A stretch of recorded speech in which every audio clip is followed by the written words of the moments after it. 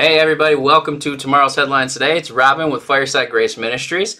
So grateful to see everybody here. Put your comments in the comment section and let me know where you're watching from. And if you have any questions, if I just happen to see one that I like, I'll ask a question. So feel free to comment. I probably won't read too many of them while we're watching because I find it kind of distracting to be reading comments and trying to listen and take notes. Because if you notice me look down at the screen, typically what's going on is I have my handy dandy little notebook here and I take notes through the duration, so it'll look like I'm doing this, but I'm listening. I have to take notes because otherwise my brain goes out. Literally, there's a window over here, and that's where my brain will go. So let's roll the intro, and then we'll introduce the guest.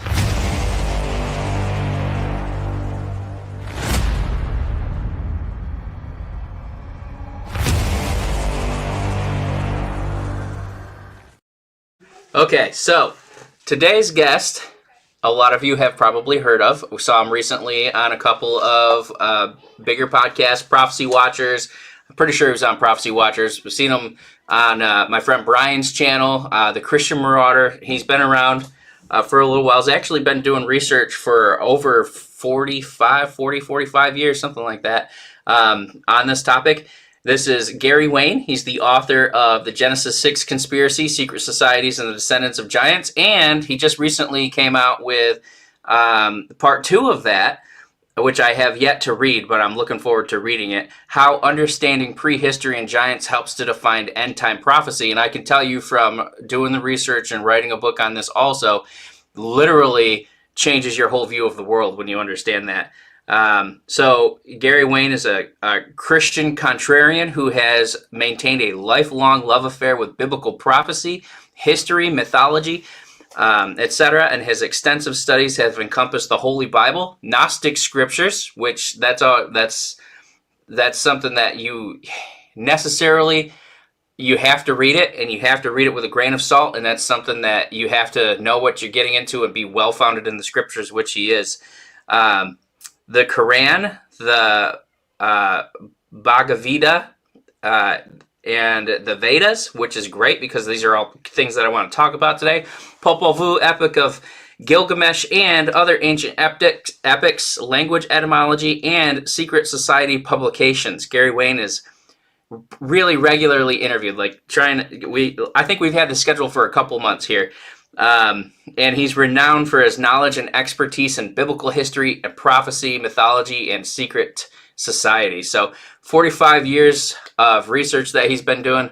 I would say it's probably going to blow your mind. I listened to it, the book. I listened to the first book on Audible because I like to have it on and listen and do research while I'm listening, so I don't have to put the book down and try and figure out where I read it from. But let's bring in Gary and let's do this. I almost added you the wrong way. There we go. Howdy. How's it going? Very good, and thank you for inviting me to your show, and so happy to be here, and looking forward to having a discussion that hopefully raises a few eyebrows, raises some more curiosity to go deeper into the Bible, and I love to take questions, so they can, as many as you can handle as they can fire in and you want to do. That's what I do, is I connect dots, and I just try and get information out there for people to sort of better understand this world. So yeah, so happy to be here and looking forward to the show today. Thank you. Sorry, I had to mute the mic for a second there. All right, so I would like to just jump right in and just get into the meat of it, but tell me what led you to writing the Genesis 6 conspiracy in the first place? Yeah, it was not sort of my plan to write the book that I did, nor to write the second book that I did. So, but I find once I get rid of my stiff neck and listen, life gets more peaceful, and and we can get on with things. So I came back in sort of a long sort of trek, and so I'd moved away when I was quite young from the church and from Jesus and God, and so I came about this through a challenge on a Friday night beer drinking session. That late in the night, my brother and somebody else was talking about false prophet and antichrist, and I thought that's pretty weird.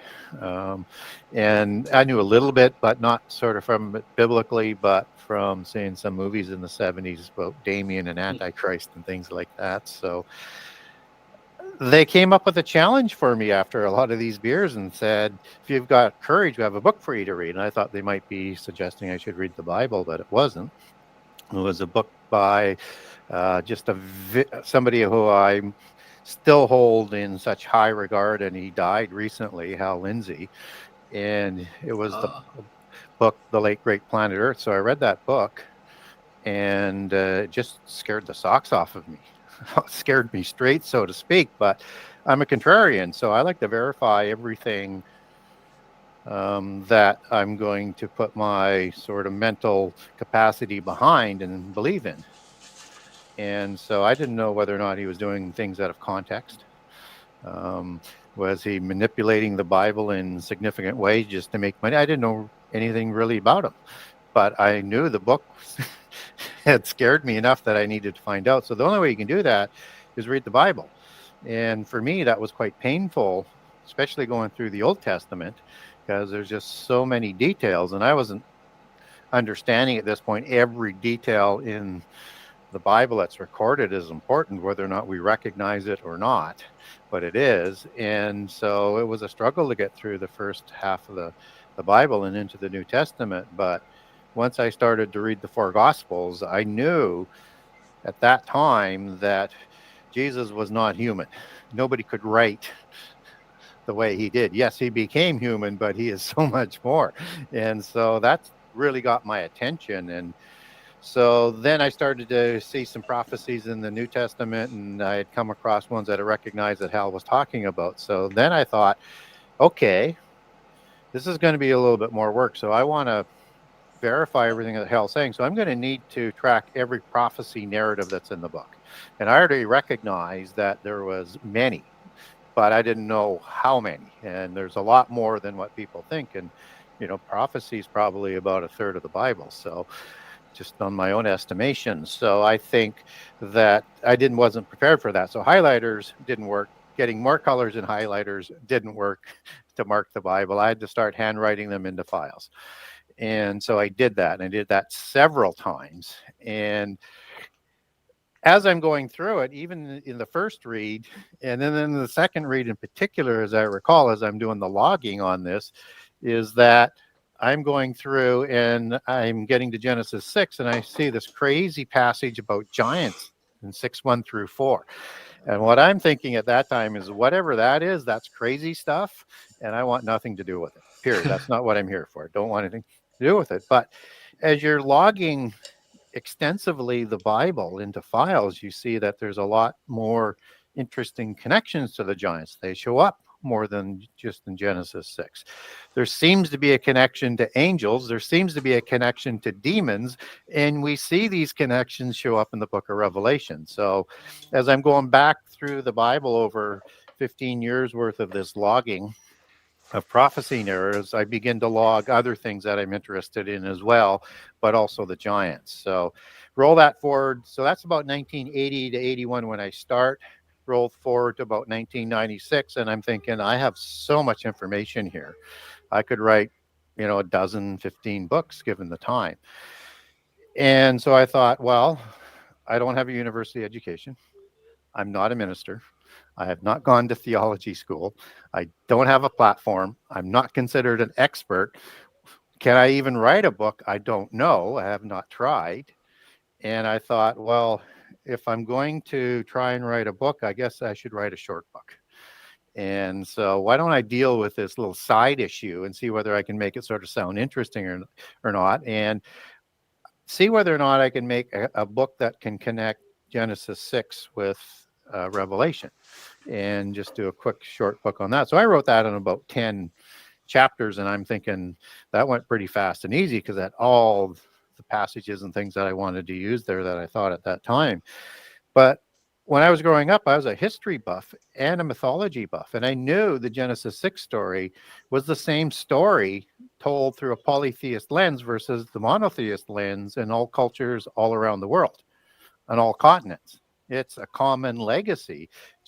and that it may be told either through a polytheist lens or a counterfeiting, however people want to go at that. But I think having it in all cultures and all continents around the world, except for Antarctica, and I guess we'll find out maybe whether or not there's something there down the road. But today we don't have that. But on civilized continents, so to speak, where people have populated the land in significant numbers. So I decided I would put that in, and that came in fairly easily. But then I'm thinking, but do Christians really know about the cultures of these continents and how closely they're connected to the religion? And I thought they probably don't. So that's the context for adding this other material. And so then I had to read about all the other different religions, and that took me a very long time, probably 5-6 years just to go through that.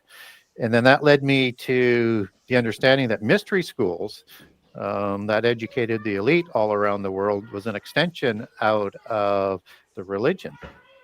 And that the mystery schools also were the beginning of the secret societies and before the flood. And so then I had to learn about mystery schools and I had to learn about the secret societies. And that was a rabbit hole that took me down for about 8 to 9 years. And I could have been down there forever. It's just an unbelievable amount of things that you can stay down there with researching on. So I had to come up, and I was putting that all into my book as I was going. And so I started writing in 1996. I was ready for publishing, even though I continued to research and shape the book a little bit more in 2013, and managed to get the book published by definition in 2015, but it didn't come out till late 2016 in terms of when I was ready to promote it and launching it at a Christian book publishing conference and everything that sort of goes with it. And in line when I was retiring, so that none of this was going to have any impact on the corporation or the position or the employees that were working for me at that time. So I retired to promote book one. And then what happened is I had these other prophecy books I just wanted to get to, and I didn't want to do another sequel because I didn't want to be redundant. I thought this is what I was led to do, even though I wanted to leave it many times because I was uncomfortable with it, and I kept being sort of brought back. And so I wanted to do now what I wanted to do, I thought. So, but finally I listened to the audience who said, we love your research. This is probably the best book on giants and the complete story we've ever seen.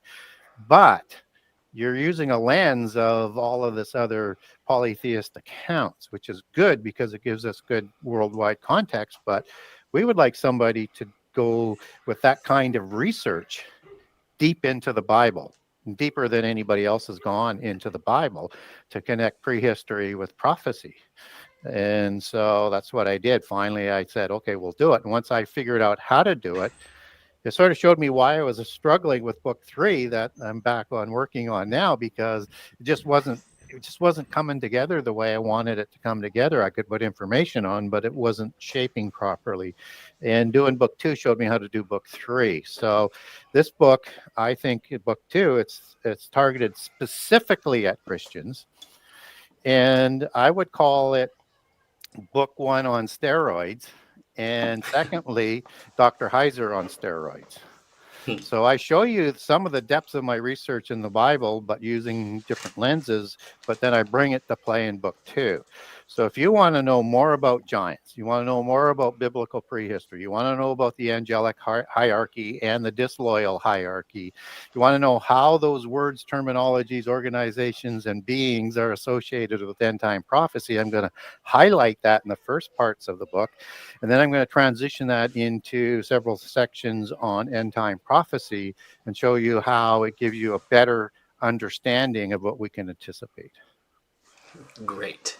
Well, that's good because number 1 was very in-depth, and it did have a lot of going through the genealogies and the bloodlines, and there was some of the there was chapters about the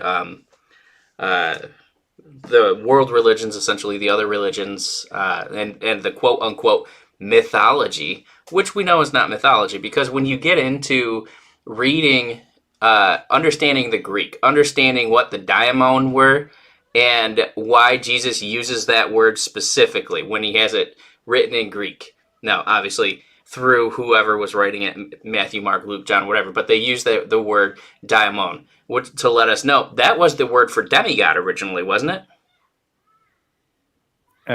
Was the word for what? What was that last? Daimon, Daimon was daimon, the word daimon, for. Yeah, but I didn't get the last word. What you said it was for. for demigod. Yes and no. And so I would say add on to that just a little bit more. So daemon is the Greek word for demon. Mm-hmm. Now, a demigod in the ancient understanding is the offspring of a god of a pantheon. So polytheist term, demigod, goes back to Indo-Aryan of semi deus is the original Proto-Indo-Aryan for that, and that's the language of the giants. And a demigod is the offspring of a god or a goddess, and in polytheism, both produce giants. And a human male or a female, depending on the opposites of the sex in terms of how that's coming about. And that produced 50% human, 50% God, which means, demi too, as in one of, half of each. And so when we understand that they passed on, the fallen angels passed on the counterfeit spirit in that interaction to create the giants, then we get a better understanding that the demigods originally were immortal both in the spirit, that's been Xeroxed, and so to speak, and in the Oiketerian, or the soul and the body, that is the physical part in this world where that counterfeit spirit merges with the soul. So this creates a physical God in the physical universe, which is not permitted, which is why God limits that life within the creation of the giant story. That's within the preamble of the flood story for context, and limits life in the physical body to 120 years, but not the disembodied spirit. And that's when the body then died, that spirit doesn't go to sleep and go back to heaven, as we're told in Ecclesiastes 9. It goes either as roaming as a demon spirit, or it goes directly to the sides of the pit prison, as Ezekiel 32 and some other passages will show us. Or they're going to, as in the polytheist rituals, go to Hades, Sheol, Argatha, Otherworld, and win 1,000 different names for where their gods rule from, and getting there through knowledge and the rituals. So we understand this rolling forward, as this word daemon is translated in the KJV Bible, in the encounters that Jesus had with unclean spirits and evil spirits, you get the word devil, and that's poorly translated, in my opinion, because the word comes from daemon, Correct. English demon, not to be confused with what the translation does with diablos for devil, that's used for Satan in the New Testament. Right. Good. That I like that because it gives us a really good understanding. The daemon or daimon or however you want to say it, however it's pronounced.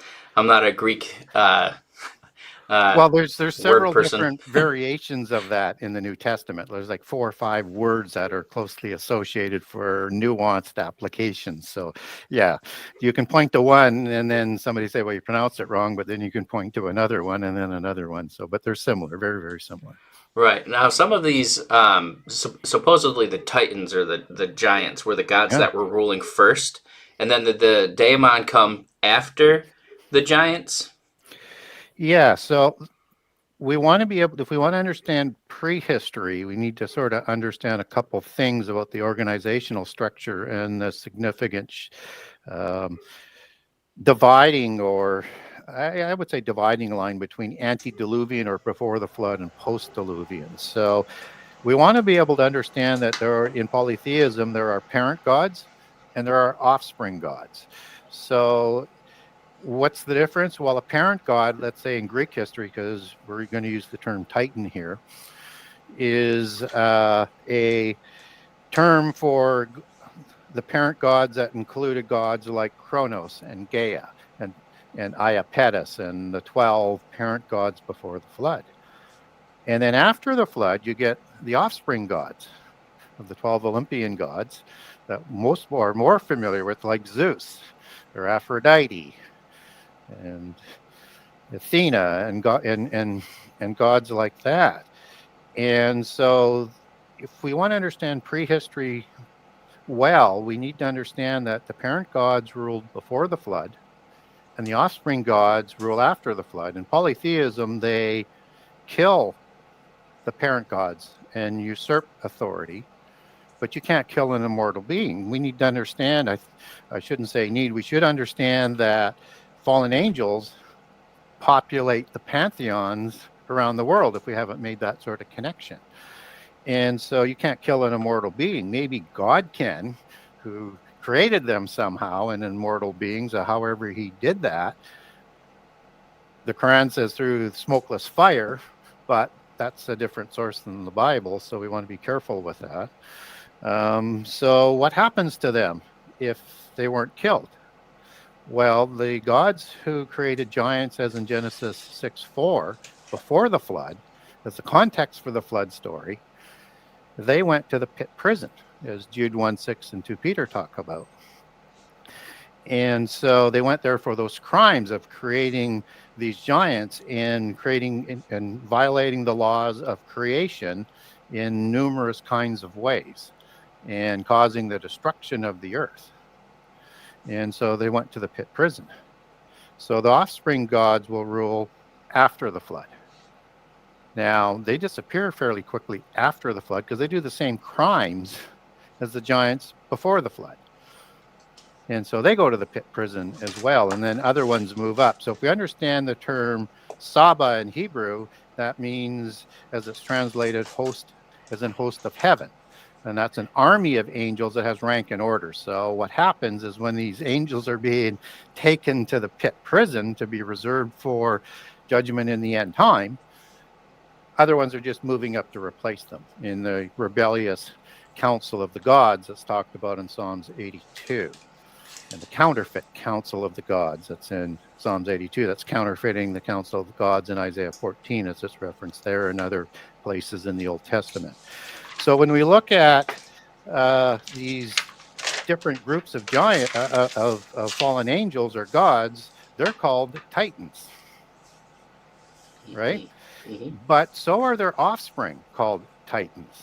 So you have titans of heaven and titans of the earth. So let's take a parent god of the Greek pantheon named Iapetus is going to produce three giants that are commonly associated with them, named Gog, Magog, and Albion. Take another example. After the flood, Zeus will produce through and that was through a human female named Clymene, versus Clyto, where Poseidon afterwards is going to create 10 kings as well, or inherit that mythos. But Zeus is probably the easiest one as we understand the relationship here. Zeus is the parent god, or is the offspring god that rules, but the chief god after the flood. And he's going to have sex with several human females, in this case, Alcmene, to produce Hercules. And the Herculides bloodline of kings that we would understand as Gyges kings, and where the term tyrant comes from, or tyrannos, or tyrannos as it's known in Anatolian. So you have titans of the earth and titans of heaven. So in the Atlantean account that Plato tells us about in Timaeus and Critias, you have 10 Titan kings that are created to run the Atlantean Empire. And so Atlas is the chief of those 10 or 5 sets of twins that are created from Clyto, in this case from Poseidon.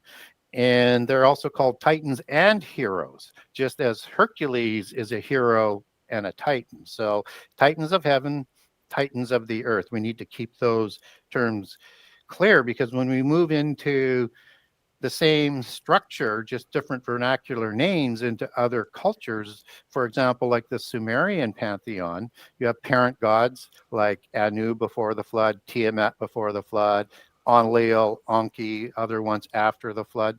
And they both produce giants in the same way, both before and after the flood. And so they would call the Anunnaki of heaven and the Anunnaki of earth, or the watchers of heaven and the watchers of the earth, just as the Gigi goes back to the Sumerian word Gigi, meaning eye, and to watch, just as we get watchers in Daniel 4 times, going back to eye, ear, meaning a watcher angel, and rooted in meaning to watch, as part of the watcher angels that are around the throne of God. And so if we understand that that's a common term, we might understand that similarly in the Bible. So giants in Genesis 6:4 go back to the original Nephilim, or goes back to the original Hebrew word Nephilim. So the KJV, it'll say giants, and other English translations, it'll just put Nephilim there. Nephilim is the male plural, and it means a giant, a tyrant, as we just talked about with the Gyges kings, a bull and a bully, and understand that a god and their offspring were called bulls, just as in the bulls of Bashan, as is talked about in the Bible, and it means a tribe of giants in the plural. And so its source word is nephal, which means to fall. That's the Greek word that's used in Isaiah 14 when Satan falls from heaven. Mm-hmm.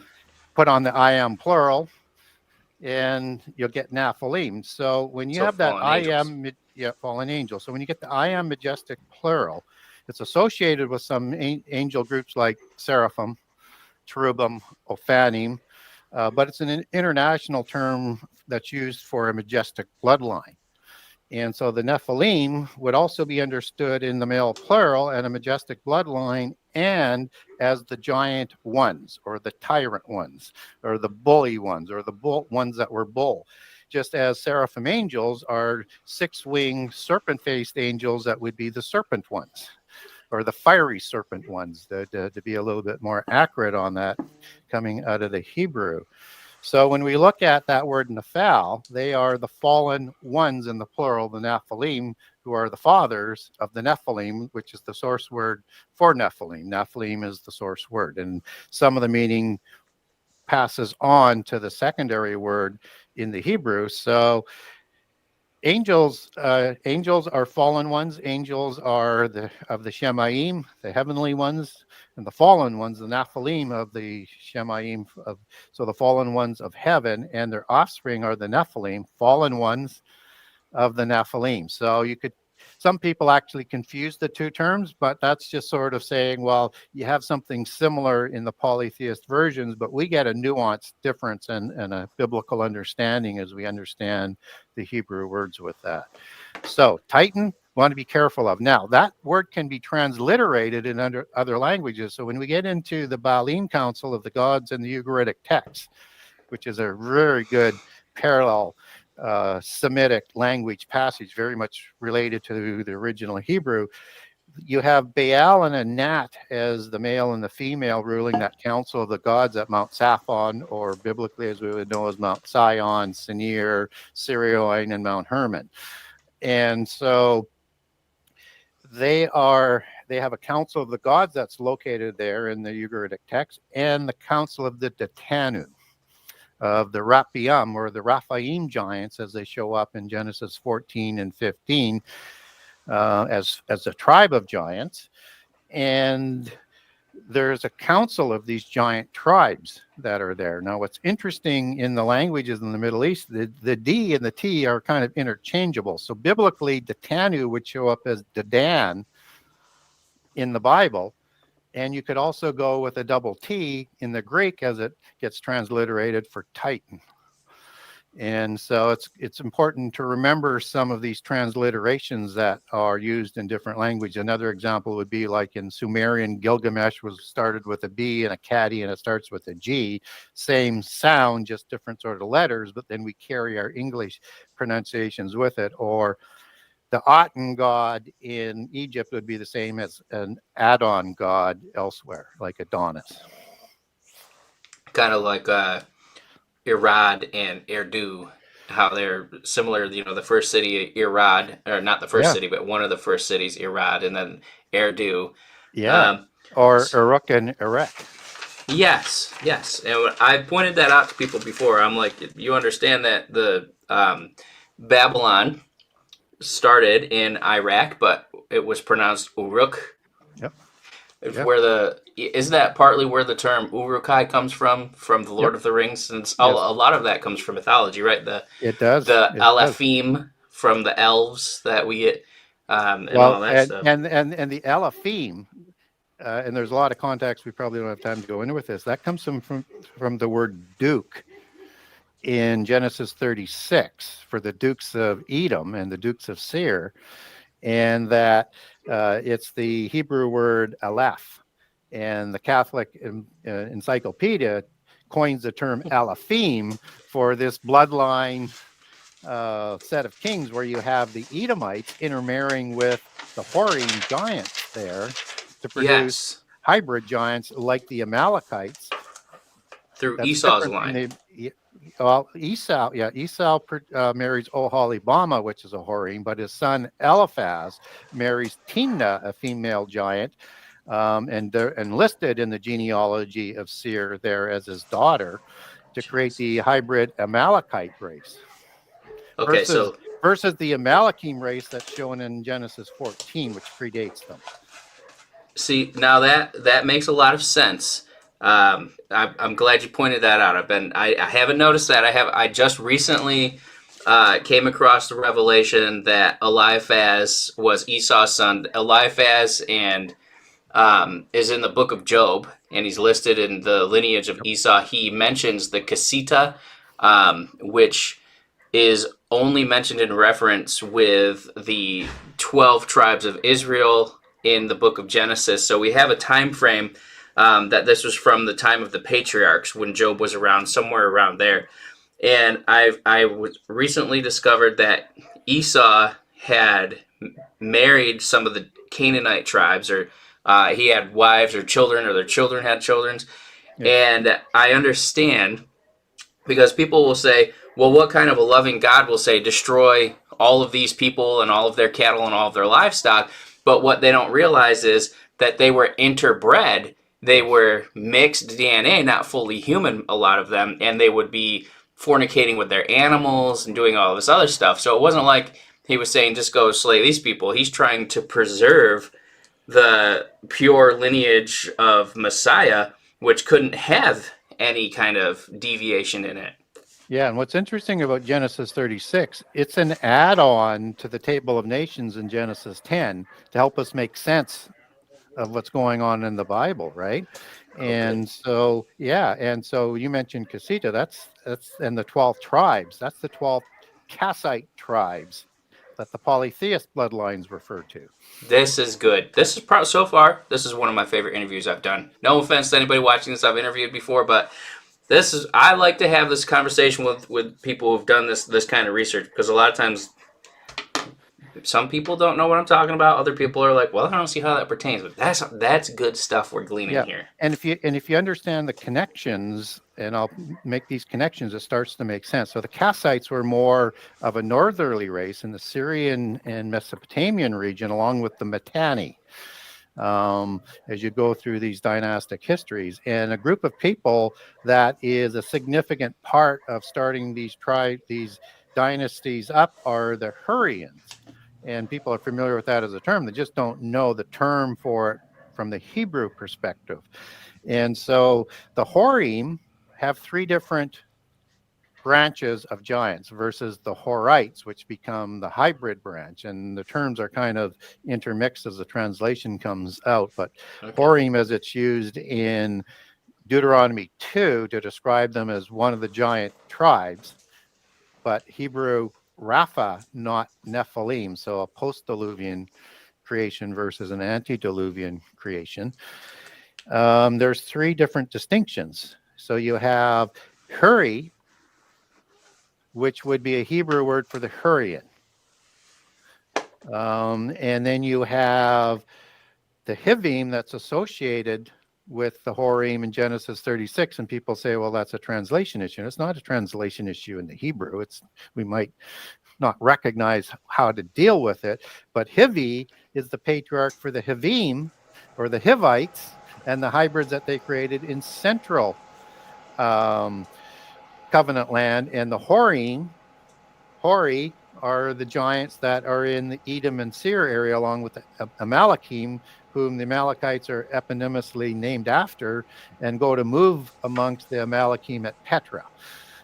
So when we start to look at, there's 3 different divisions of the Horim, it starts to make some sense, especially when you look at those cities that are listed where the capitals are for the kings. They alternate between Syria and Edom.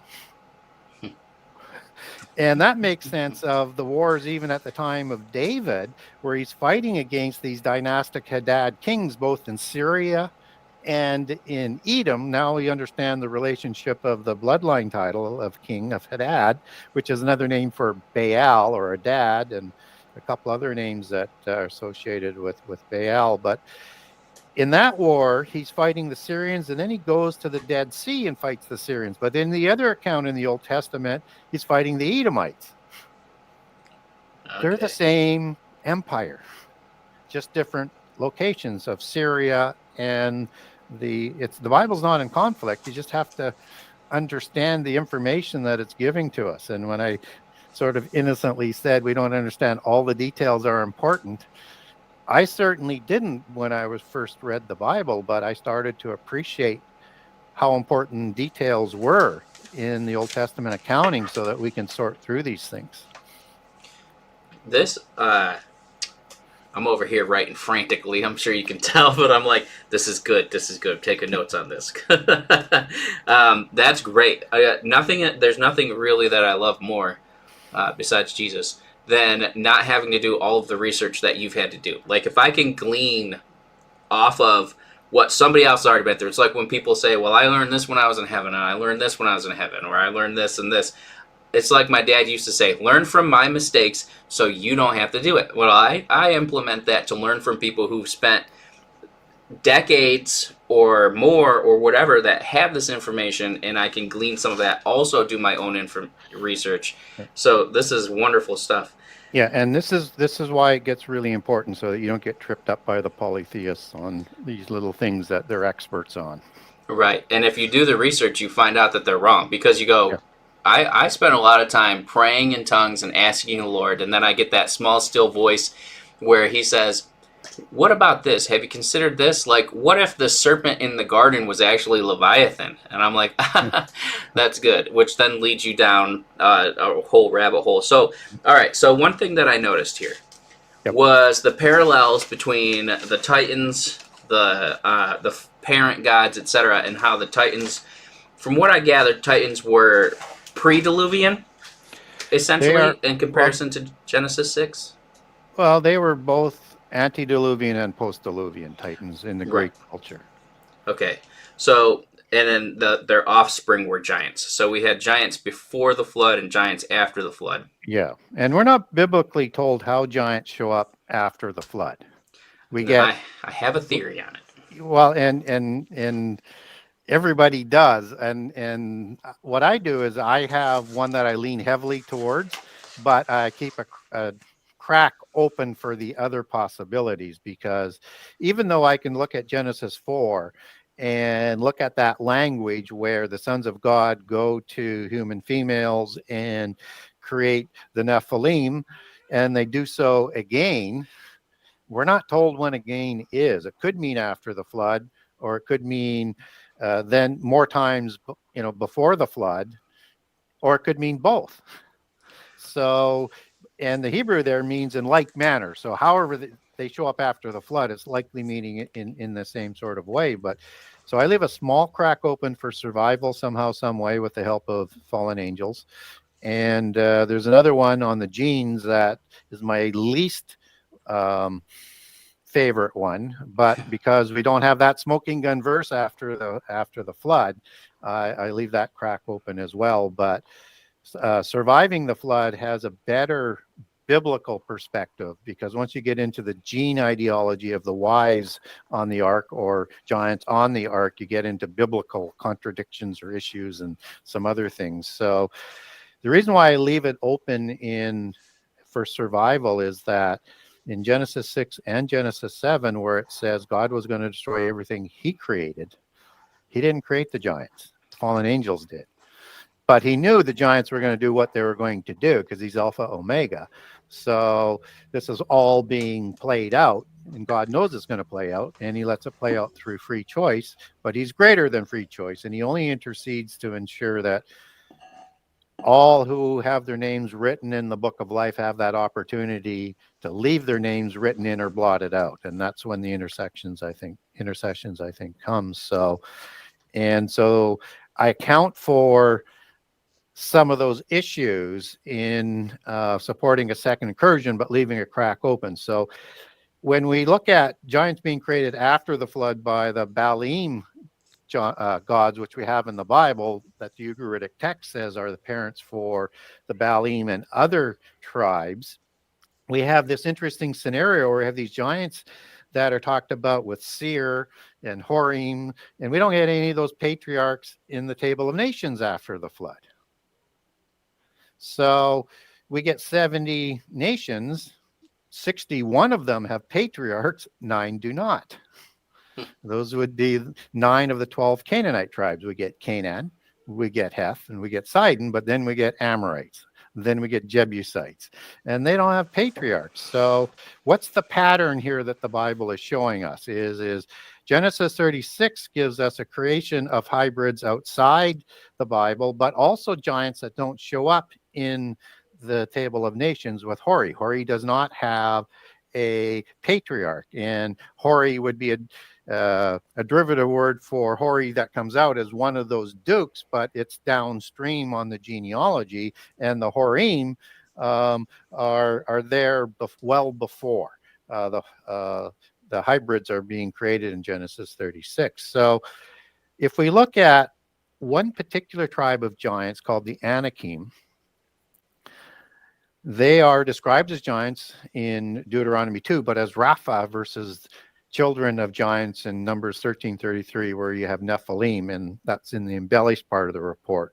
But the better fit being giants after the flood than before the flood. And I think it's used to exaggerate the size of the giants. Not that Anakim aren't giants, they're just not as big and terrible as the antediluvian giants, which means that the Israelites knew about the antediluvian giants at that point in time, and they were making them bigger to scare them, not that they weren't going to go up against very large giants. So anyways, back on track, you have the Anakim who have a patriarch that's actually listed, but not in the Table of Nations. It's listed in the book of Joshua as Arba, just as Kiriath Arba is the name before Hebron.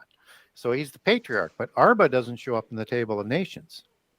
Rapha, also defined as not only a giant, a tribe of giants, but a patriarch for giants and generic for giants, isn't listed in the Table of Nations. Only human patriarchs are listed there for the 70. And so you get these 9 patriarchless tribes. Now, what's interesting in Jebus gives us a interesting insight, because for the Jebusites, Yebusi, as it would be in Hebrew, is singular again, just as the other names that I was giving were singular, and it's for a tribe, but you don't get the plural in the Hebrew. It's always used in the singular. And so that suggests a patriarch for the Jebusites who controlled Jerusalem. Their patriarch would be Jebus, and they were named after the patriarch. So eponymously named after the patriarch. And so you have the Amorites, who have a very interesting name named Amori or Amori or Amaru, as you might take that into other cultures. And there's a god of the Ugaritic texts named Amor, and Amaru, as it's understood in Babylon, region, Mesopotamian region, and offspring by the same name. So, and in book 2, I take all of these patriarchless tribes back to specific giant patriarchs that took their name. And that's why you don't have the patriarch listed, because daughters of Canaanite, daughters of Seth, daughters of Sidon intermarried with Rephaim giants to produce this hybrid giant. And then I think the other Canaanites also intermarried, and Hethites and Sidonians in later generations would have intermarried with the giants to create them as a hybrid-like race. Like the Hittites are kind of considered like a giant race, but they're not. They're originally, we have their patriarch from Canaan, but Canaanites in a lot of cases are giant-like as well. So I think that, this is my speculation now, I think Canaan offered his own daughters to the gods to produce the original Rephaim giants after the flood, and that he did that to try and shed off the curse of Ham right after the flood, so he wouldn't be a bondservant. And he moves into the land of the covenant, not into the land reserved for the Hamites in Africa. And he's doing that all out of spite, and he's going to create a hybrid race to make sure that they have a different destiny than the one that was done in a curse prophecy as their fate. But they can't avoid it. Eventually it happens anyways. So I have a question about that. I also want to talk about Genesis 10:8 with Nimrod and how he became a Gibborim. But firstly, with Ham and the curse that was pronounced over him by Noah, do you think that Ham either molested Noah, or this is the alternative theory that I kind of have recently begun to postulate, or think upon, is what if he actually did go in and have an incest relationship with his mom, and because it was only a year and a half, 2 years after the flood, so he could have had babies. One of Ham's sons' names was Mizraim, which is plural. And that makes me think, well, what if they were twins? What if there's more than one? And then what the fourth son would have been the son that was born to him. And that, there's no saying, if they had 3 sons already at that point or something, it seems to me plausible where it says he went into his tent, his father's tent, but it's actually the feminine version, which I think is referring to his wife. What's your take on that? Yeah, so the language on sexual laws use interesting words and phrases sort of as allegorical references, like to know, and there's other ones that include skirts and other things. And I have a document on this if people want to get a hold of me, and I walk people through it, and I do a summarized version in book 2 for this account because it needs to be sort of understood.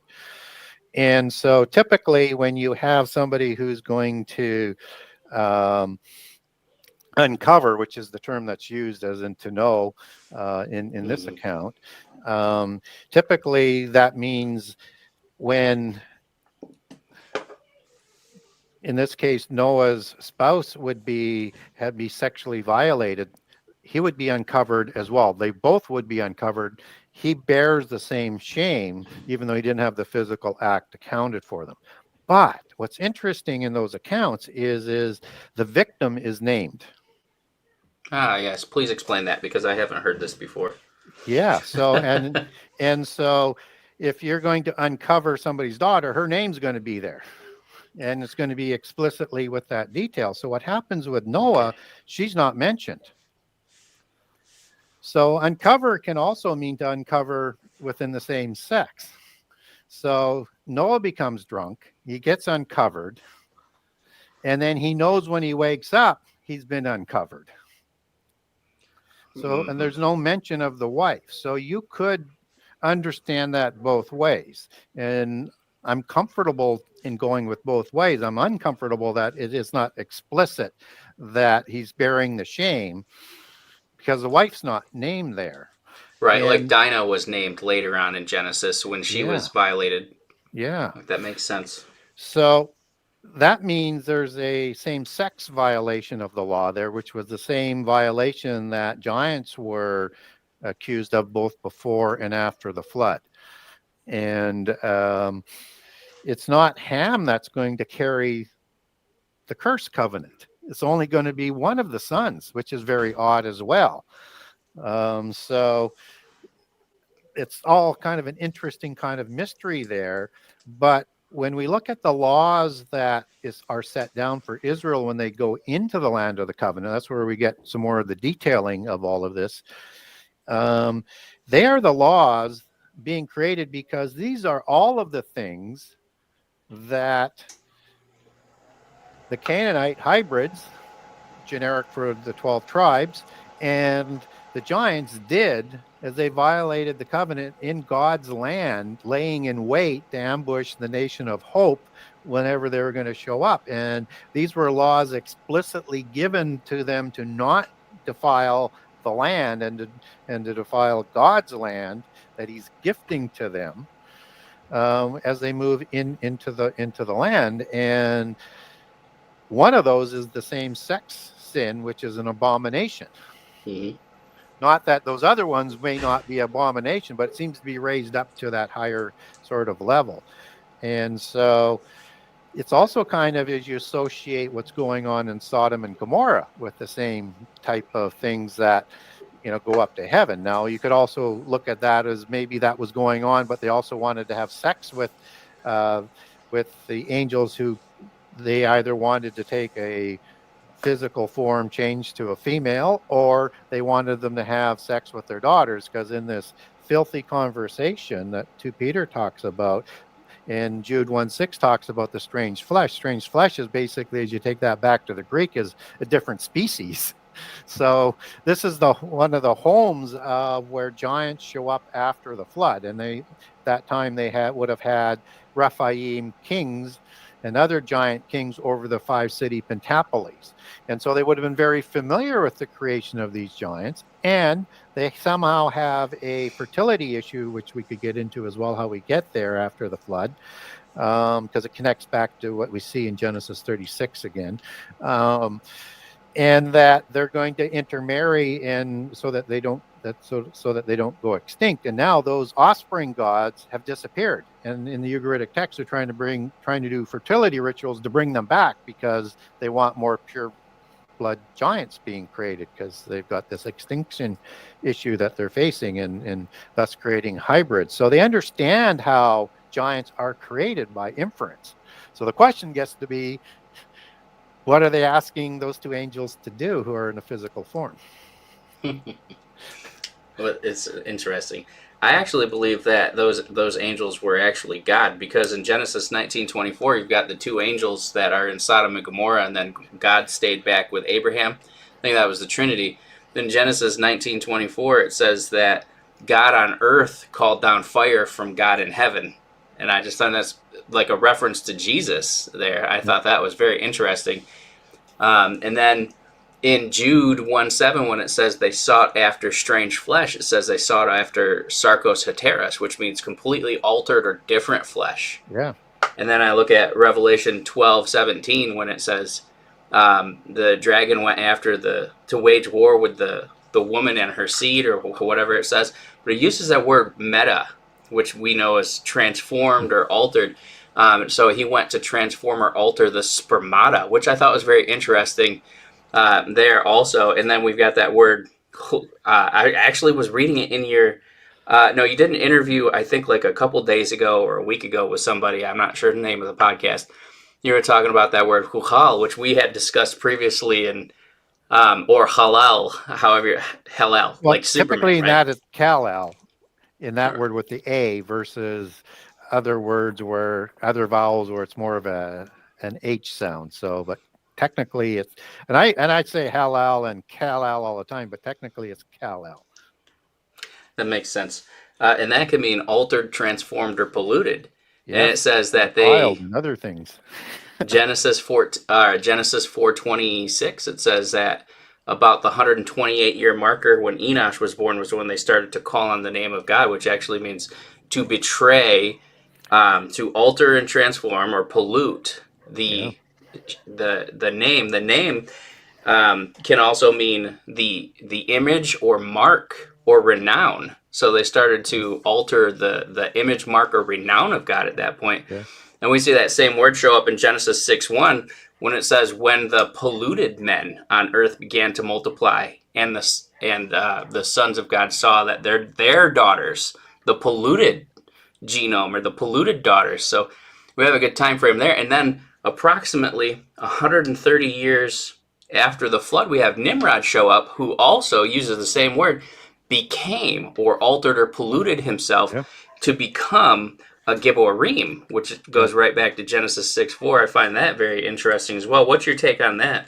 Yeah, I think, I could go with the standard translation, or I could look at something else that could be going on with relationship that expands the larger context of what's happening in Genesis 6:1 through 4, and then I'll come back to Genesis 10 with Nimrod. So, when it says men began to multiply, Mm-hmm. okay, so that's Kal-Al Robab, right? So not only does that mean to pollute, but to defile, to break as in break a covenant, and to break these things and profane in rituals and in sexually related rituals, as the Mm-hmm. larger definition sort of goes. It's all possibly being in play. So if you are leaving God as you increase in your numbers, right, and you're polluting and something's changing, now it's implying polytheist rituals, and now these are the individuals that are producing the daughters to create the giants. You see a larger sort of understanding to that story. And I think they had started to change the DNA. um, they had started doing polytheism. They had change the original sort of image, or that becomes manifested in these giants with the sexual relationship with the fallen angels. Now, in Genesis 10, we know the father of Nimrod is Cush, Right. and he's named in the Table of Nations. So the inference from, and I like to be consistent, the inference is that he isn't born a giant, and he's not called a giant. He's called a mighty one, which is the Hebrew Gibor, Giborim being the plural again. And it can mean mighty, and it can mean a tyrant, and it can mean all sorts of names, like an evil potentate, but it can also mean a noble man. It can mean a wise man. Gibber is used like 150 times, 55 times in the Old Testament, Mm-hmm. and a lot of times to describe a giant, but not always. So we want to be careful. And then Yeah. there's the application of it as mighty with the Gibberah, which is 1369 versus 1368. And it's the application of that might usually there when you have the feminine plural. So somehow he becomes Kal-Al, a Gibberim. Something changes, something pollutes. He violates a covenant. He does a whole bunch of different things, and it might be implicating some sort of DNA manipulation with the gods, sexual intermarriage, but he's going to become giant like no matter what. Something transforms him there, but it's unique from the other giants. Now, just for people who are watching me closely on what I'm saying, you do have the word giant that shows up in Joshua 16, or is it Joshua 16? It's close to Joshua 16 in the book of Joshua, anyways, where you have a giant translated in the KJV from Gibor. But you could rationalize both ways. Is that really talking about a giant, or is that just talking about a mighty warrior? And secondly, we get in the Ugaritic text a particular tribe that goes back to GBR, the original Semitic for Gibor, vowelless Mm. aspect of it. So there is one tribe. So you could use that as well. And also in the Ugaritic text, GBR is used to describe the Rephaim giant tribes and other ones. So not to say they've got the wrong translation, it's just not as definitive as I would like it to be, just as you have with Nimrod, not as definitive, and we have the patriarch being Cush. So now when we look at what all of that means is that Nimrod is very much associated with Babel and one of the Hmm. cities that he renovates, I think, after the flood. And this is where he builds Babel City and Babel Tower, and we're not told where that knowledge comes from. And I'm not thinking Noah is the one who passed it on. Probably not. Probably not. So if he has this additional knowledge that's described, this is where I start to speculate a little bit. If he had this knowledge that as acting as one people in one language, there is nothing that they were capable of not being able to do, it's inferring some additional kind of knowledge that's being applied here to build the city and build the tower. And unless he's an absolute madman, you could probably say he is, but I would say he's maybe a diabolical and hubris potentate. But He's a mad he's, scientist. That's what I he's going to think. try and build a tower of mud bricks into heaven. Well, that's just not possible, right? And so in the book of Yasher, not scripture and not one that I tend to quote, but it's very consistent with Hebrew legends and consistent with the Gnostic accounts, and particularly the secret society accounts with Nimrod and where the knowledge comes from. He is saying things as because he's an antichrist archetype type figure, that if God gets out of line again and tries to bring another flood, I am going to go into heaven and I'm going to kill him. Hmm. Well, that is the language of Antichrist, which he does in Daniel 8:10, and that's reserved for the time of the Antichrist, not for the time of Babel when God intercedes. And so, but he's acting like an Antichrist figure. So, can he actually go into another dimension where heaven is, where God reigns from? And if Yes. he could he go into another dimension to unlock his gods? And Nephilim and Rephaim already locked into the pit prison as the terrible ones, as Ezekiel 32 describes them, and to let those out because he's honoring those pantheon of gods both before and after the flood, and he would also idolize the demigods that they were producing as well. So that means he would have had a higher level of technology. And I think, before the flood, and I haven't made the predicate for this yet, but God is bringing the flood or permitting the flood to come because the technology is so great at that peak of the giant rule, at the peak of this Gnostic knowledge cult religion that I call Enochian mysticism from the lineage of Cain, not the lineage of Jared, that they had brought their level of technology that angels were feeding them the technology for to a level we're just catching up to today, which means we need to understand more about the days of Noah, as Jesus encourages us to do. And that, as Second Peter talks about, that this destruction that happened in the beginning by fire is reserved for the end time. Hmm. Right? So if they had the technology to do that, which would be the knowledge the Gnostics say that Nimrod inherited from Hermes or Harmine, from two pillars that were designed to preserve the directions to the location of this knowledge after the flood, then that they had the ability to destroy the world by fire, and God permits or brings the flood as that intercession. Now, in polytheism, it's the gods of the pantheon that bring the flood. So don't let people say that God's an evil God because he brought the flood. Just point them back in their own accountings. And why do you say it's your gods that brought the flood? Just Right. turn the tables on them from their own accounting. So we also get the word the earth was corrupted and all flesh was corrupted. Hmm. That's Hebrew shakaf, meaning to pervert, ruin, decay, destroy. Yep. And so that's also an indication and supporting what Genesis 6:1 and Genesis 10 Yep. is talking about. Yep. And so if they had the ability to corrupt the flesh and the whole earth, that means the DNA and the plant genomes. Everything. And that means DNA technology. And of course, in polytheism, they have the chimera and DNA mixing and creating all of these crazy types of things before the flood. And they use chimera for DNA A funding and experiments even to this day. Yep. So we had this understanding that they had this technology, and if this is the knowledge that passed on to Nimrod, was any of that used to make him become a Gibborim?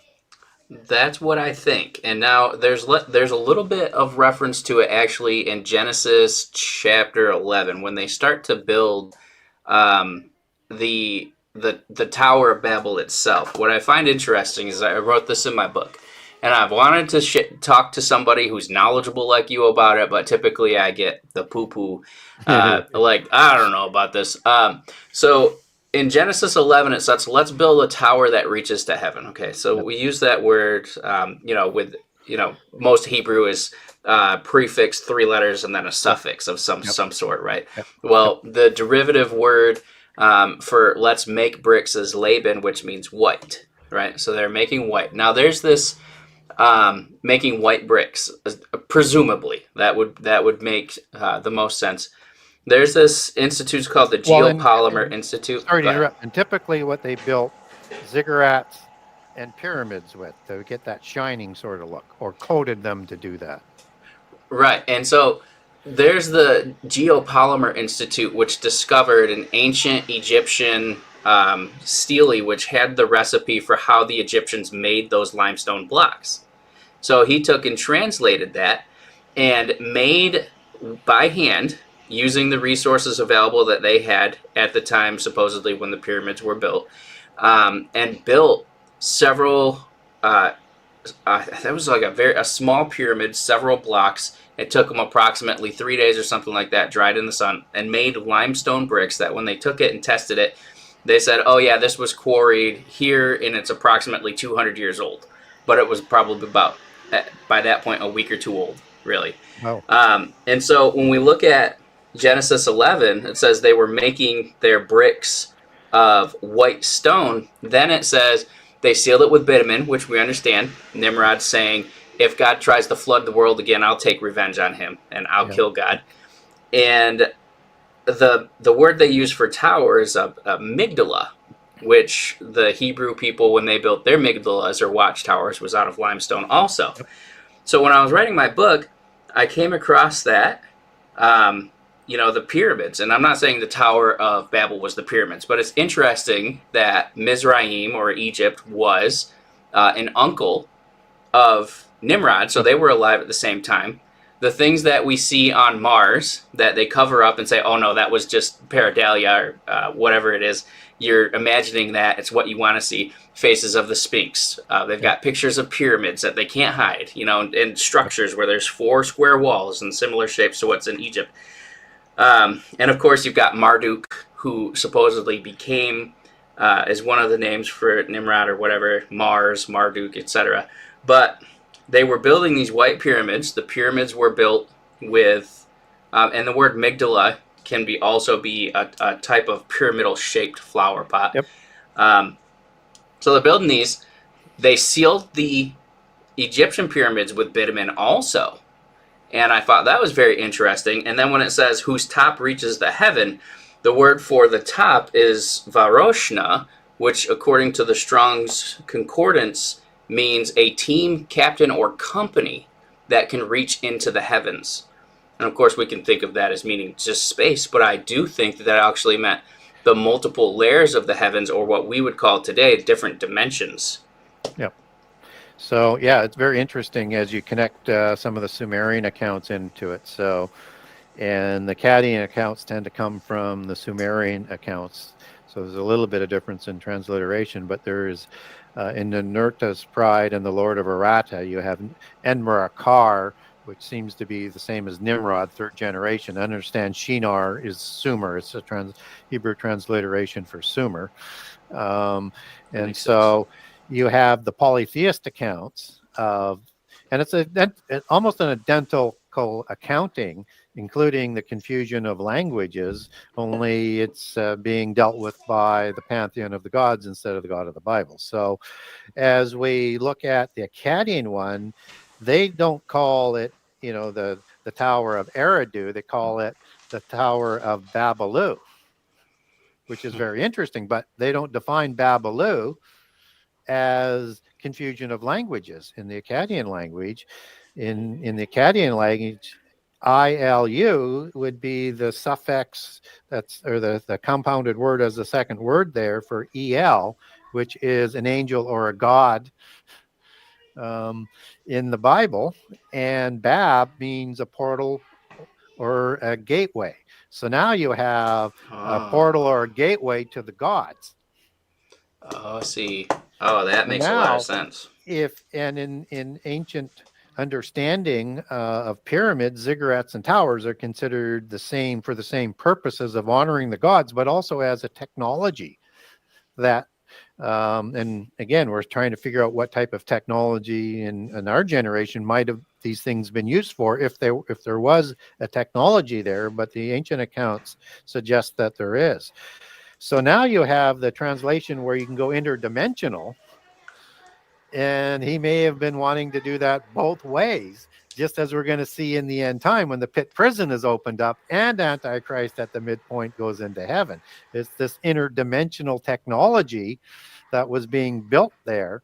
And now he's not such a madman of trying to say, I can build mud bricks or even better kinds of bricks, like stones as what's used in other architecture like towers and the pyramids. But maybe there's a third aspect to it where it's the technology that he wants to become a true Antichrist figure. Remember, in Ecclesiastes 1, not only are we told that nothing new is under the sun, what was will be again. As you move into 17 to 18, it says the understanding of this wisdom only brings grief and sorrow. So we should be expecting these types of things to cycle. And Antichrist brings that to full fruition as the ordained one to be able to do this. That's so good. Good stuff. Really, that does help me connect the dots also, because most people don't even have this the information to really go there. Okay, so in your study of like the Vedas and stuff, I believe it's the Vedas, right? They talk about the Vimana, which are different types of vehicles or different types of technology. That was supposedly written 4,500 years ago or so, right? Yes. And that was around the same time as Nimrod also. Yeah, according to the people who are what we know as Indians in the subcontinent today, yeah, those Vedas are at least go back to 4,500 BC and even beyond. So however old they are, they're older than what the seculars want to reduce that age to.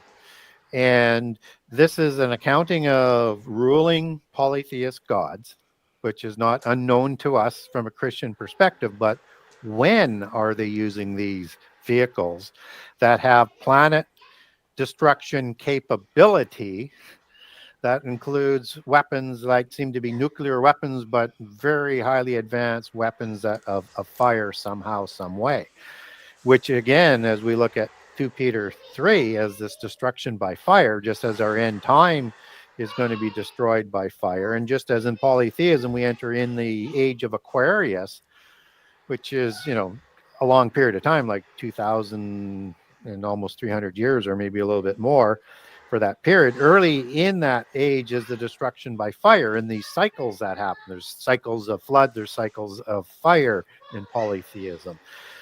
And so in the beginning is very interesting words in 2 Peter, which is the exact same words coming out of the Greek that's used in Hebrew in Genesis 1:1, in the beginning. And what's also interesting about 2 Peter, it's talking about the earth that was in the water, but was out of the water and perished, to paraphrase it. Well, that's very odd, because most people say, well, that's the flood. Well, I'm going, okay, but I'm a contrarian. So did the whole earth die in the flood? Well, no, it didn't. Only the land animals and plants were killed. That's right. Everything in the sea lived, so it didn't perish. Right. So Leviathan, still here. The sea dragons, some of the dinosaurs that were hybridized that we see their fossils, some of them probably still in the ocean. And then we have the beast that comes out of the ocean. Yeah. The language is very consistent, and Leviathan is going to be killed in the end time in Isaiah, was it 27, I think? Yes, verse 1. Which is very, Yeah, very interesting as well as you mix that in. So when was this destruction according to the Vedas? Well, this was well before the flood. This is maybe even older than that. Can we make a connection on that biblically? While not in standard dogma, we cannot, but the translation of Genesis 1 suggests something that you could put a fit there. Because if you go back to what I was talking about, this destruction that God intercedes with had the ability to do the destruction by fire, but he brought the flood instead, then that means that angelic technology was being given to the giants, but more importantly, nothing new is under the sun. So if there's an age before, we would have seen something similar to this then as well, that Second Peter seems to be referring to. So Genesis 2, where it says the earth was void and formless, is very interesting because the Hebrew word was that's used for was that we get was translated from haya can also be Hmm. translated as became. Right. Well, that's kind of interesting. And void and formless is basically tohu and bohu, which means to become a ruin. And Isaiah 45, when it talks about God doesn't create anything in vain, he creates it to be lived in. Vain is the word tohu. Doesn't create it in ruin. And so he creates everything all at once. Psalms 104, when it's talking about the creation of the angels and some other creation details, it has later on, I think in about verse 25 to 30, it's got when God sends his spirit, the earth is renewed. Well, guess who's sitting there hovering over the chaos in Genesis 2? So if the world became void and formless, and now we get a renewal of the earth in days 1 through 6, what kind of destruction happened? And that God has to separate the waters below from the waters above to create the firmament, to create life below. So if you created with fire a destruction so powerful that it destroyed the earth down to its foundations, it would create a chaos and the waters above would collapse. So if you're going to Hmm. renew the earth, then you would have to separate those waters. And now that accounts for what 2 Peter is talking about, the earth that was in the water, that is out of the water, starts to make a connection to, and this destruction by fire. And so a lot of people might say, but the book of Exodus 2018, as I recall, says the heaven and earth was created in 6 days. So you couldn't have an older earth. We wouldn't know how long it was before the renewal. So you have this big sort of gap where people get that sort of gap understanding of it. I like to call it the renewal of the earth theory. But what's interesting about the word heaven, it's used for the firmament when it's created in Genesis 1. So heaven is the Hebrew word plural, Shemaim, singular is Shema, but we don't get that application. We only get the plural one in the Old Testament. And it can mean 3 places. It can mean the firmament, it can mean what's outside the firmament, and it can mean the dimension where God lives. So you have to apply the right meaning to the story. So now you have a gap renewal of the earth theory between Genesis 1, and 2 that's not in contradiction with the book of Exodus and the 6 days that the earth was created in 6 days.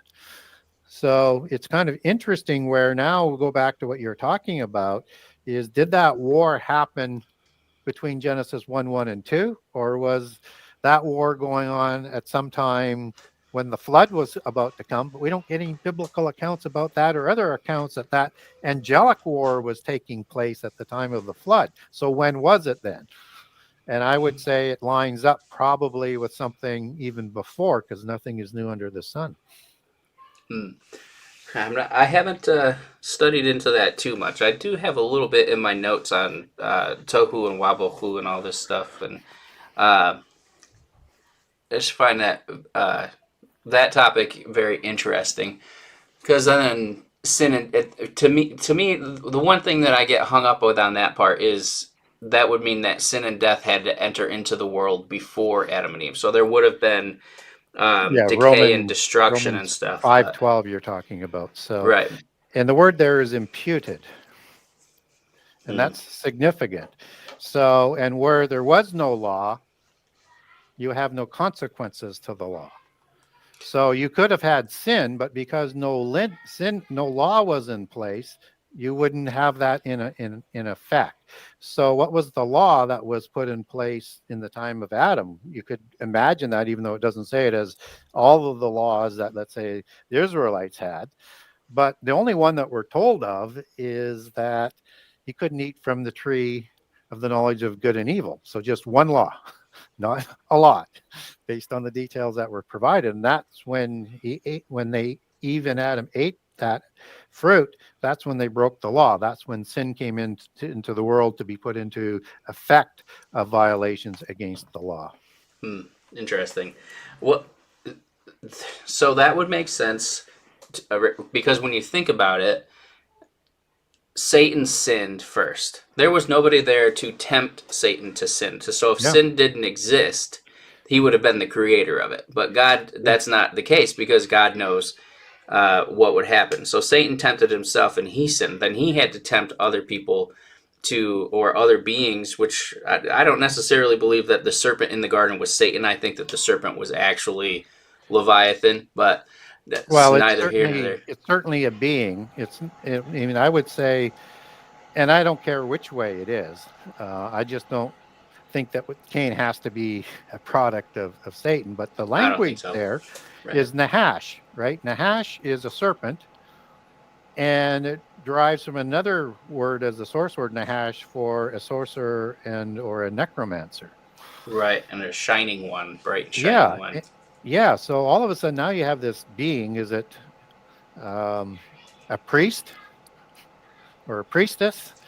And is it doing the ways of the already rebelled angels, and that Satan would have? But sin has not been imputed until they eat from this tree of good and evil, right?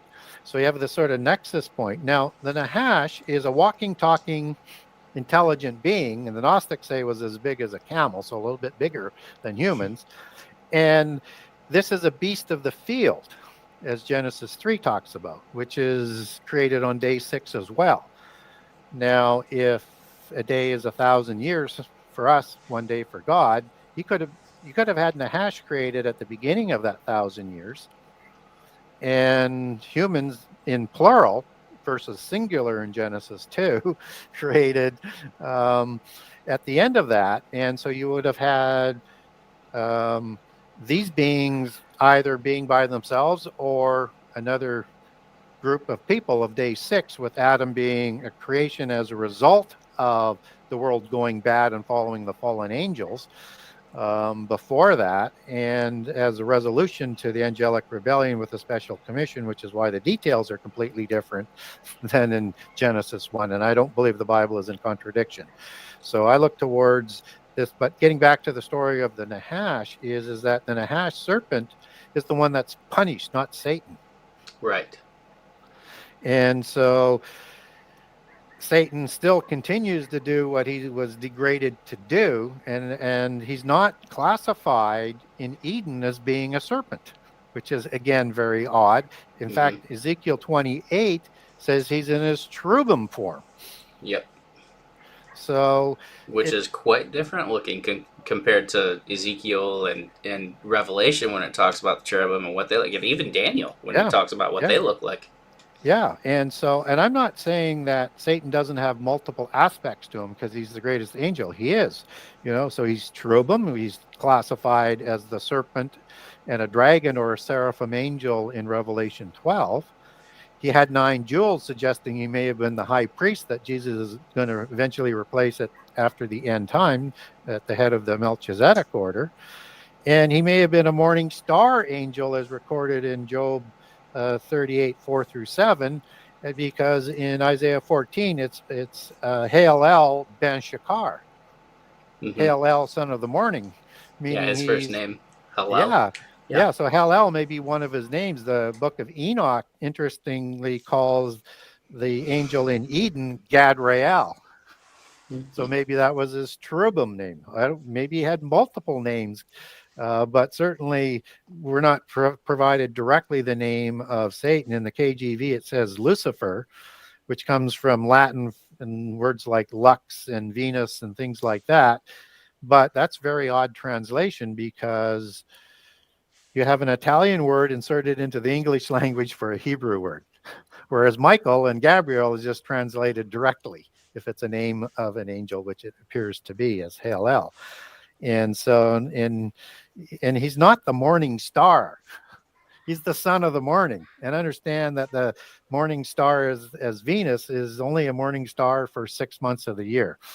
Then it's an evening star.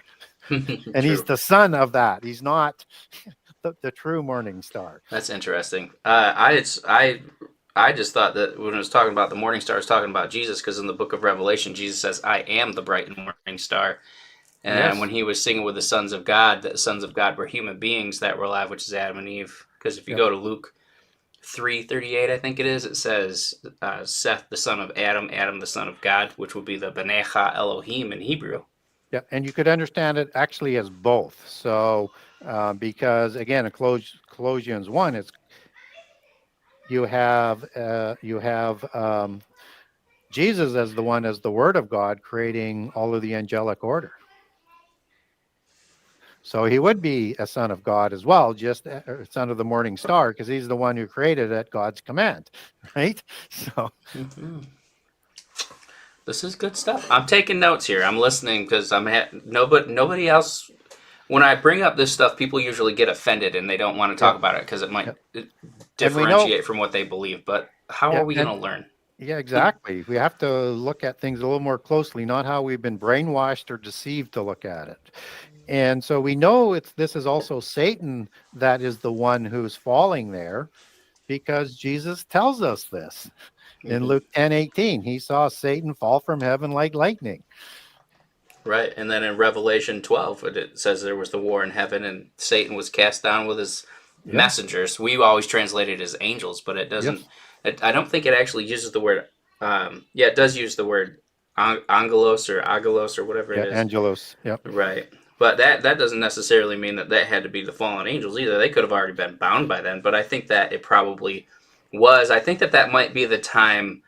This is my own speculation of when the fallen angels were bound and put in hell, because there's nowhere that I found in the Old Testament where it says that the angels were bound yet, because it says, "And the Nephilim were on the earth in those days and also afterwards."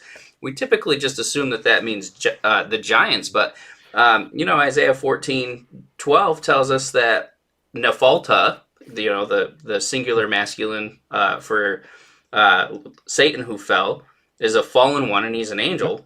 Well, what if all of it it's like in Exodus 33 or whatever, is it Exodus 33 or Joshua, where it says, "And the Nephilim were among them," and we translate it as the giants were among them, but really it could just mean the angels were there among them. It literally means the Nephilim were there in proximity to the giants. Yeah. So, and I look at Revelation 12, it has details there that's talking about prehistory, just as you get some details in the letters to the churches and a couple other nuggets there. I cover this off in book 2. There's a set, and Revelation is the most complex prophecy of the whole Bible. It combines different types. It's a vision prophecy, and it's a dual prophecy, and it's a bit unique in a number of respects. And so a dual prophecy that's my coinage of it, explains some prophecies that we have difficulty in dealing with. So it is a prophecy that gives you important details in prehistory. It is important for the time of the prophet,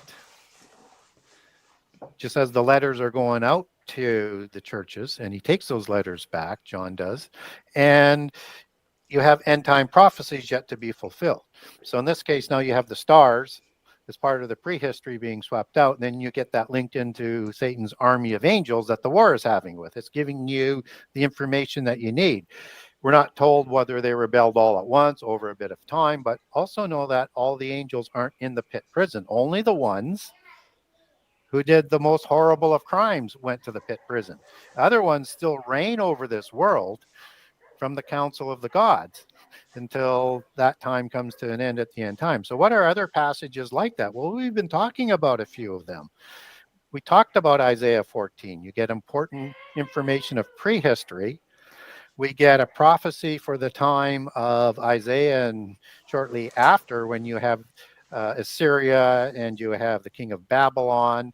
And then you have some things that are associated with the Assyrian and the seraphim fiery angel that's manifested in between about 1425 and 30.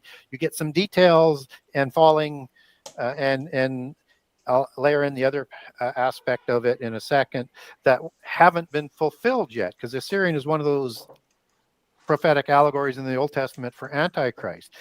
And Hel-El is a derivative of Hail-El. We don't get that word used, but that means the king of Babylon as an allegory for. And so the king of Babylon didn't fall from heaven.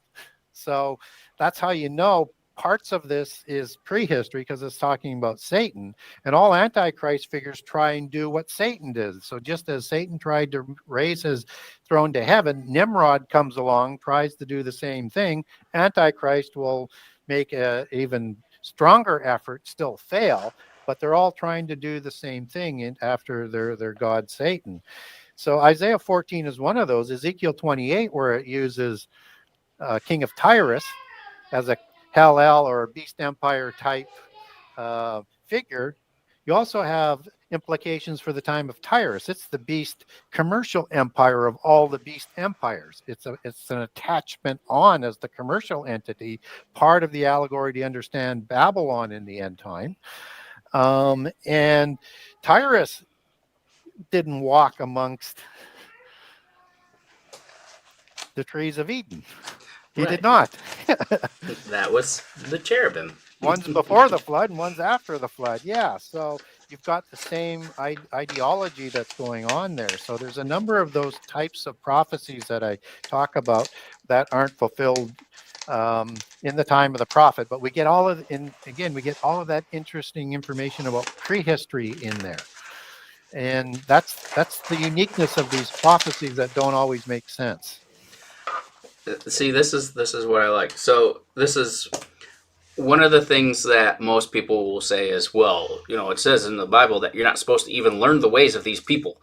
And I'm like, well, there's little bits of information you can glean. Like, well, we look at the book of Enoch. There's useful information in the book of Enoch, and then there's blatant, glaring contradictions. So we know that it's not necessarily inspired by God, but there are things in it that you can glean from it that you can pick up. Okay, well, this is in the Bible. This, if we pull from this source, in antiquity, and from this source in antiquity, this is here. These scriptures are quoted in the Bible, etc. We look at that and we're able to glean some of what's going on, because all of their stuff is not completely false. It's mixed with truth. It's kind of like Buddhism, and the law of attraction, or whatever New Age theosophical thing that they practice, where they believe if you do good things and you have a high frequency energy like love or whatever, that attracts high frequency things to you or whatever. There's some truth in that. We call it sowing and reaping as Christians.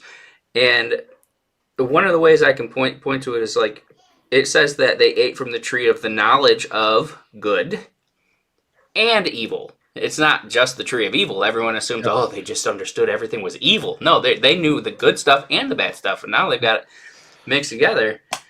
So I feel like it's pretty imperative, not necessarily to have to learn all of their stuff and practice their customs, which I think that's what it's talking about, but to actually do the research on it, pray about it, because obviously there's warfare that comes with that. What's your take on that?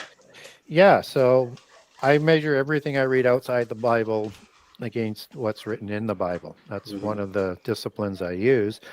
And so if it's directionally giving us additional context and having biblical references that we can also equate with, I would say we can use that. Now, the book of Enoch, we do not have the original Hebrew manuscript. We have some pieces on it, but we Yes. do know that we can take some of its veracity back to an original book and to an original person that's referenced in the book of Jude, named Enoch, where that passage is quoted identically in the book of Enoch.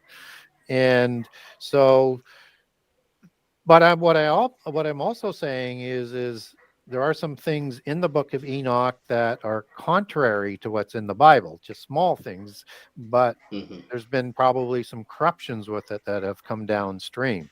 So, but when we get some reliabilities on the same types of terminology of the Watchers, the sons of God, who created the giants, you get an intersection of common knowledge that is running exactly the same as the Bible. And the best example I can have for a hidden nugget, just for as one example, I got the is pen that ready.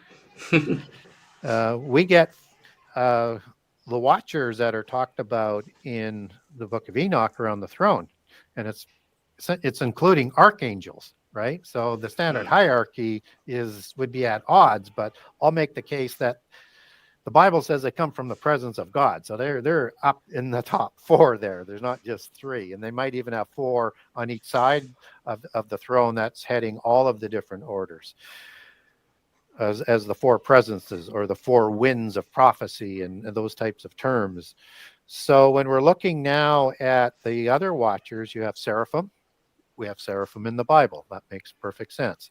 You have cherubim, both in the book of Enoch, and you have cherubim in the Bible, and they're watchers, around the throne of God.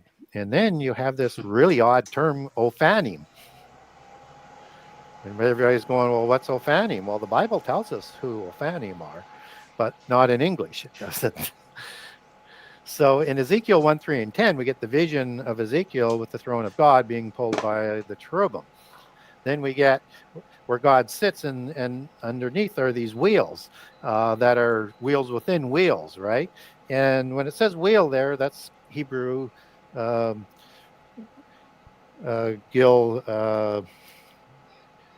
Gilgal. Sorry about that. I just had to pull that one up out of the brain somewhere. So, like when you have, below Mount Hermon, Gilgal Raphaim, it means wheel of the spirits or wheel of the giants, right? So, Okay. Yeah. just as an example of the application, or where they put the stones in a circle at Gilgal when Israel crossed the flood, one each, stone for each of the tribes. So, but there's this cherubim-like angel within these wheels, and they got all of these eyes in there. Hmm. And we know it's distinct from the cherubim because one of the faces is a cherubim and it has four faces. And so when it's speaking about that being, it's not using the Hebrew word Gilgal, it's using the Hebrew word Ophan, meaning a wheel. And the IML plural gives you the Ophanim. These are the wheel angels or the throne angels, as some of the church fathers tried to wrestle with without being able to show where throne actually comes from as an angel. Okay, so I did. Just a nugget for people You to know say, hey, my there's some veracity there. right. I've got this written down, so that's good, and that makes a lot of sense to me. All right, you know Brian Melvin. I know of the name, but I don't know him. Okay, I know he did an interview with you a while ago. All right, so Okay. Yes, I do know him. he died and he went to hell, and then later on, a couple years later, Yep. he was taken up to heaven and shown heaven so that he could deal with the PTSD, basically, of Yep. having to see how horrible the pit is. Well, I was talking to him one day. All right, so somebody sent me a document from some Freedom of Information Act where it showed that they have uh, ships with living intelligence. Well, we would call it AI, but it's beyond that. They Mhm. actually put souls into like crystals and stuff. They can, because a soul is electromagnetic in nature, they can actually imprint it onto crystals and you have your soul. No spirit, just all of your memory and stuff. They have this actually copyrighted for public information. They had living ships that they would think they'd be connected to a interface. They'd think where they want to go. The ship would receive that thought and then picture it and take them to that by essentially bending time and space around them through their electrogravitic properties that they have. Because I don't even want to get into that. But I said, this sounds an awful lot like, and a lot of these things look an awful lot like how the cherubim and the Ophanim are described in Ezekiel, or I don't think it's in Revelation, but specifically in Ezekiel. And I asked Brian, I said, when you were in the throne room, was the throne of God alive? You know, he's not allowed to talk about very much, but he said, yes, there are essentially what they call the living creatures are actually essentially they're alive, but they are also vehicles as well for God. The throne is its own living entity, but is also a vehicle. Yeah. And the polytheism counterfeits that. So when you see the chariot of the gods, and best visualized in the Greek mythology, the more shorter term in history visions or pictures have it as white horses. The older ones had it as horses with a horn, as in a unicorn type of horse. Not to be confused with the unicorn that derives from, ram or wild bull in the Bible is translated as unicorn. That's a different story. But that these were not only thought to be as our more standard understanding of unicorn being the horses, the giant horses that the Nephilim rode into battles with, and the Rephaim shortly did after the flood as well. But they're also understood in the occult as angelic beings. And it's an allegory with that third eye giving a special type of knowledge to humanity that comes directly from the hierarchy of the pantheon of the gods, and the chief god in particular, and that they describe that as another format or an allegory for the cherubim. So now you have this cherubim being counterfeited, pulling a chariot in polytheism, which is a counterfeit of what's being talked about in Ezekiel 1, 3, and 10. So, but that's standard. Polytheism counterfeits everything, just as they have a separate council of the gods.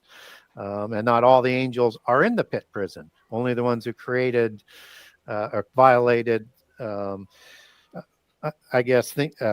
that come with the consequences. You're going to go to the pit prison until you're ready to go to the lake of fire at the end of the end time. It just sounds terrible. Yeah, it sounds horrific for sure, no doubt about it. And so when we look at this description that comes with polytheism, and we see that they would have a counterfeited type of imagery of it, we do want to be careful, and are we testing the spirits when we have these types of things to make sure that they're just not deceiving us with things that they also have and have shown us throughout the history. But there is an interdimensional technology that they have, and we need to understand that. So how do we know this? Well, they tell us about this, and then we get some interesting references in the Bible. So Baal, who I really like to use because I can get Ugaritic polytheist accounts in almost the same language as original Hebrew, he would go back and forth between his realm every day from Mount Hermon, Mount Saphon, through a portal, which is understood as the gateway to Hades, that is at the foot of Mount Hermon, right beside the Pan Temple. Another story, we won't go there today. And so the other world is thought to be Sheol or Hades biblically, in the same space as the earth, but a different dimension. And they need portals to go back through it. So Gilgal Raphaim has like 100 different domens, Dolmen. In the fairy culture, they're called fairy domens, and they're like a mini Stonehenge. So two rocks that stand up and then a capstone, just like Stonehenge is. And this is a standard doctrine around the world. We have these domens all around the world. And in polytheism fallen angels go back and forth between earth and their heaven, Hades or Sheol, on a regular basis in another dimension. And some of the spiritual offspring have the capability of doing this as well, from giants to little ones and elementals. So there's a technology in play that's being used and an interdimensional aspect, and also reflected in that interdimensional aspect in when we were talking about with Nimrod. And that the pit prison is located in that same place, but in another dimension. So same place as in Sheol or Hades. So it's a standard doctrine that they say that they send beings and peoples through. It's also kind of interesting is we have orbs that we see in prehistory, and we have all of these UAP orbs going around today, but typically in prehistory, these orbs contained a god or a demigod, and they would have a body or a head of that in it. And some people are theorizing that these were quantum bubbles that could go back and forth and were used to go back and forth. I don't know whether it is or not, but it's an interesting sort of thought, especially in an age where we're developing AI and cryptocurrency and quantum computing that's all being developed for multidimensional use. Yes, that I have seen that. I've seen a lot in the spirit realm. I have seen the orbs, and typically they still do have faces of demons. Even Kevin Zadai, he has pictures of these things, and when he would zoom in on them, they'd be on his camera and stuff. You can actually see the face of the demon inside of the orbs, and I've experienced that also. And there's one of the things I've learned from a couple people who have died and went to hell is that there's aliens, well, not aliens, quote unquote, but demons in hell. Number one, that look like the Pazu on the Mesopotamian or Assyrian pictures, etc. They look like kind of like gargoyles mixed with birds, some the weird stuff. Yeah. And then there's demons down there that look like the demon that Aleister Crowley drew, which was his spirit guide, which looks like an alien with the big head. And I've seen those demons also, and they try and they're literally demons, but they're trying to portray them as being extraterrestrials, advanced, intelligent beings, and literally all they want is to torture and torment you. Yeah. So we don't know what all of these angels look like in all the different ranks and orders. Right. We only know what seraphim look like. We know what archangels look like. We know the four faces of a cherubim are, and we know the four faces on an Ophanim, but that gargoyle look is typically associated with the cherubim or the bird look, so the face of an eagle or a bird. So typically when cherubim would take a physical form, create their soul and body, which they have the ability to do, and create this dwelling place for their spirit, because they're spirit beings in heaven, and they need to develop an oiketerion, which their spirit will merge with the soul, so they interact physically. So that shows up. You'll be familiar with this, I'm pretty sure, in Jude 1:6 with habitation, and 2 Corinthians 5:2 with that house in heaven, or dwelling place for the spirit in heaven. Even though we have a dwelling place for our spirit on earth in 2 Corinthians 5, as I'm paraphrasing here, but we're groaning for our one in heaven. So you need a dwelling place for the spirit in each, and the soul and the body is that dwelling place on earth. And the New Testament clearly tells us there's a spirit, there's a soul, and there's a body. So we need to understand those concepts. So when the cherubim took a single face when they came onto the earth, which they didn't show up with their four faces, or at least we don't have images that I'm aware of that would show all four faces on one being. We see like a sphinx in Egypt that could have a lion's face on it or a human's face on it. That's two faces of a cherubim. You move over a little bit further east and with the cherubs there, which is the transliterated for cherub, where the CH could have been at one time pronounced as a K. Who knows? Seems to be consistent with that.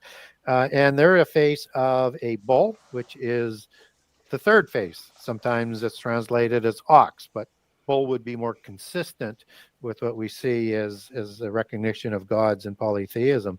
And the other one's a bird, which is the gargoyle. And so we should be aware that this is common imagery all around the world for the same similar type of being that was part of the ruling hierarchy of the Watchers.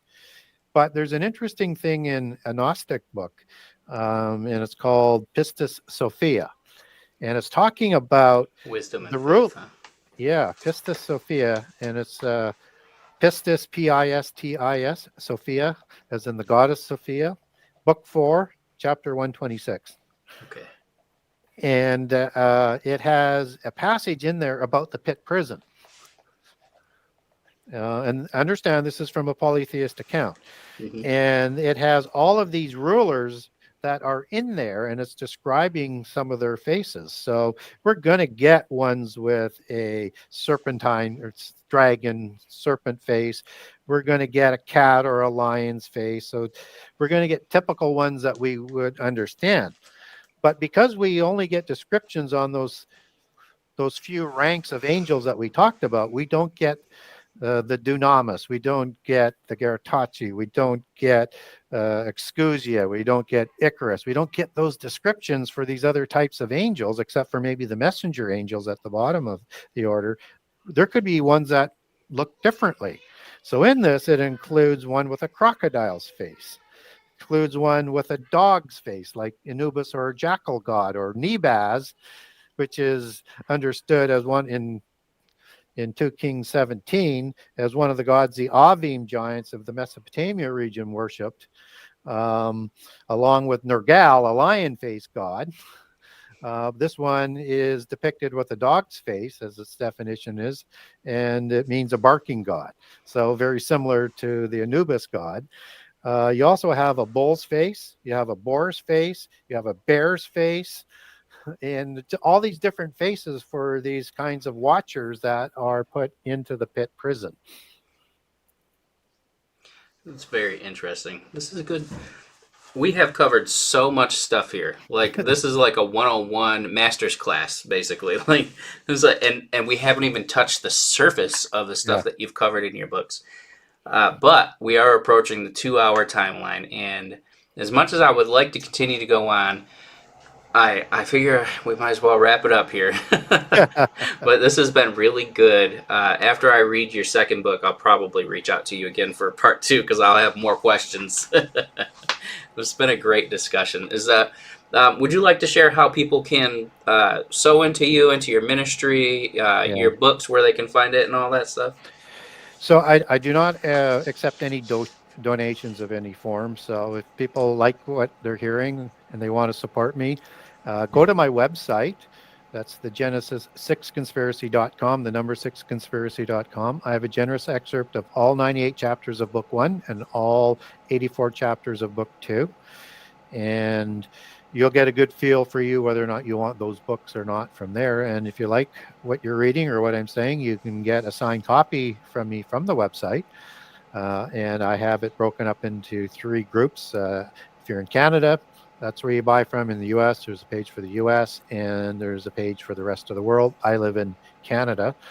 And there's also connections over from that. If you want to buy from Amazon.com or Amazon.ca or BarnesandNoble.com, you can link directly over them and buy from them right to the buy page. And also for the Kindle edition for both. And on Amazon.com, if you go there, or .ca or anywhere else in the world, there's the Audible version there as well, and I just have links set up on that to go directly over there as well. And book 2 just came out on Audible in December, and book 1 came out in September on it, and they're doing fairly well. So if you want to support me, you buy a book. If you want to get a hold of me, there's a contact the author icon there, and or you can get a hold of me on Facebook under Gary Wayne, and also have a Twitter contact you probably will have linked up on the show as well, but under, at Gary Wayne, basically. So just look for me in my face if you want to get a hold of me on Twitter. I just started back up on there. And I also have, for you want to hear a little bit more in different question formats, I have a section, the 2-hour section on each section of each book done with another host of a show, just in radio, where we cover that section off in each of the books. And then she asks questions as a Christian who said it basically comes at it, I've not been taught any of this and I have questions on so many things that go on in the Bible, whether it's a good God or a bad God or things, from those ones to really interesting questions. So you can listen to some of those to get a good feel whether or not the book is for you or not as well, because it's not an inexpensive book. So I want to make sure everybody's happy with it. So that's the best way to get a hold of me and or get a hold of my books. All right, sounds good. My brain's just going like I'm over here thinking about. I'm like, oh, I didn't even ask about the bloodlines and this and that and the other stuff. But if you want more information about the bloodlines, he does go in depth on the bloodlines and how you can trace that back through history into the various people that quote unquote control the world, etc. If you want to say that. So thank you for doing this interview. I really appreciate it. It was great. I took about 8 pages of notes, and I'm going to be going and doing my own research now because my mind has been blown a little bit here. So it's been fun. Thank you for having me on, and feel free to invite me back. I will do. Keep my my wife's aunt in your prayers. They rescheduled her surgery or his surgery, or my wife's uncle. They rescheduled the surgery. It's supposed to be tomorrow. They had to push it back till Thursday, so now she's going to be out of town for a while. So it stinks, but we got to pray for him because last time they checked his heart, he had several blockages, some of which were over 80% blocked. So I've gone through a similar type of surgery. It's no fun. Right.